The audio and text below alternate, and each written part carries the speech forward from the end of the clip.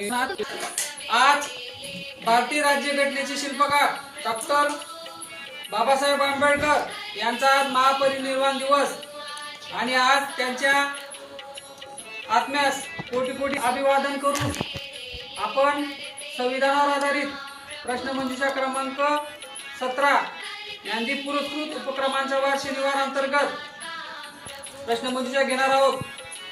घेऊ। भारतीय संविधान कोणत्या दिवशी अंमलात आले? 26 जानेवारी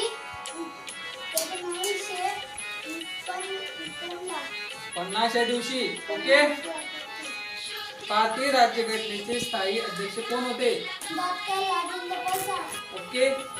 डॉक्टर बाबासाहेब आंबेडकर यांच्या अध्यक्षतेखाली मसुदा समितीची स्थापना कधी करण्यात आली? 29 ऑगस्ट 1947 या दिवशी।